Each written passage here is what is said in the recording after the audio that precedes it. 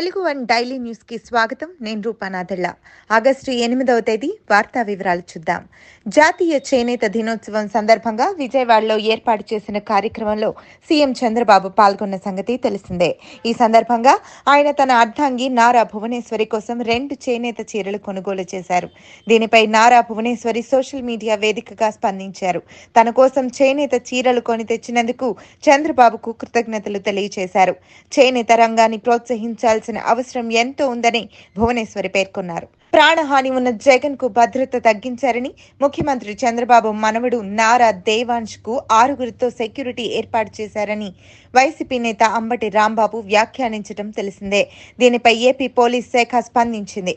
మాజీ మంత్రి అంబటి రాంబాబు చేసిన వ్యాఖ్యలు పూర్తిగా నిరాధారమని స్పష్టం చేసింది. పశ్చిమ బెంగాల్ మాజీ సీఎం బుద్ధదేవ్ భట్టాచార్య గురువారం కన్నుమూశారు. బుద్ధదేవ్ తీవ్రమైన శ్వాసకోశ సమస్యలతో బాధపడుతున్నారు. గత కొంతకాలంగా చికిత్స పొందుతున్నారు. ఈ క్రమంలో ఇవాళ ఉదయం తుది శ్వాస విడిచినట్లు కుటుంబ సభ్యులు తెలిపారు. ఆయన కుటుంబానికి, మద్దతుదారులకు నా ప్రగాఢ సానుభూతిని తెలియజేస్తున్నాను. ఆయన ఆత్మకు శాంతి కలగాలని ప్రార్థిస్తున్నాను అని చంద్రబాబు ట్వీట్ చేశారు.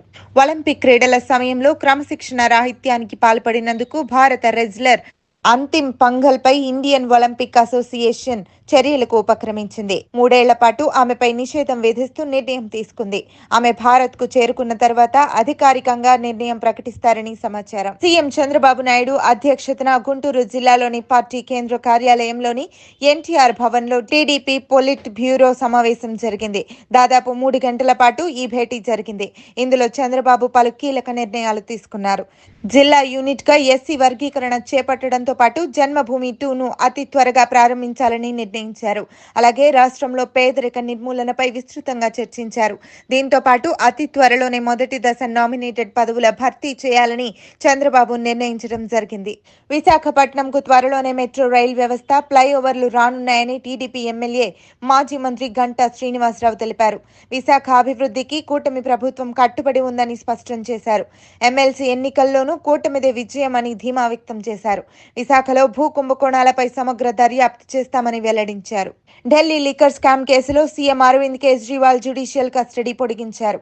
ఈ నెల 20 వరకు కేజ్రీవాల్ కు సిబిఐ కేసులో కస్టడీ పొడిగిస్తూ ఢిల్లీలోని రౌస్ అవెన్యూ కోర్టు తీర్పు వెలువరించింది. తీహార్ జైల్లో ఉన్న కేజ్రీవాల్ ను వీడియో కాన్ఫరెన్స్ ద్వారా ఈ విచారణకు హాజరుపరిచారు. తెలంగాణకు వస్తున్న పెట్టుబడులు అన్ని బోగస్ అంటూ జరుగుతున్న ప్రచారంపై ఐటీ శాఖ ప్రిన్సిపల్ సెక్రటరీ జయేష్ రంజన్ స్పందించారు. ఈ మేరకు వీడియో రూపంలో వివరణ ఇచ్చారు. సీఎం రేవంత్ రెడ్డి అమెరికా పర్యటనలో భాగంగా పలువురు పారిశ్రామికవేత్తలను కలుస్తున్నారు. తెలంగాణకు పెట్టుబడులను ఆకర్షిస్తున్నారు.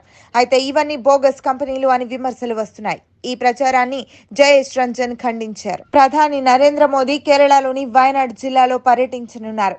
వరద, కొండ చర్యలు విరిగిన ప్రాంతం ఈ నెల 10న ఏరియల్ సర్వే నిర్వహించనున్నారు. కొండ చర్యలు విరిగిపడిన ప్రాంతాన్ని ఆ రోజున 12 గంటలకు సందర్శించారు. అనంతరం సహాయక శిబిరాలను సందర్శించారు. బంగ్లాదేశ్ నిరసనకారుల ఆందోళనతో అట్టుడుగుతోంది. ప్రభుత్వ సర్వీసుల్లో రిజర్వేషన్ కోటాకు వ్యతిరేకంగా గత నెలలో మొదలైన నిరసనలు ఇటీవల హింసాత్మకంగా మారాయి. దాంతో ఆ దేశ ప్రధాని షేక్ హసీనా తన పదవికి రాజీనామా చేయడం, దేశం విడిచిపెట్టి వెళ్లిపోవడం జరిగిపోయాయి. అక్కడ అగ్రజ్వాలలు ఆరడం లేదు. నిరసనకారులు భారీ మొత్తంలో ప్రభుత్వ, మైనారిటీల ఆస్తులను ధ్వంసం చేస్తున్నారు. దాంతో రాజధాని ఢాకా రణరంగాన్ని తలపిస్తోంది. ఈ నేపథ్యంలో బంగ్లాలోని భారత దౌత్యాధికారులు కీలక నిర్ణయం తీసుకున్నారు.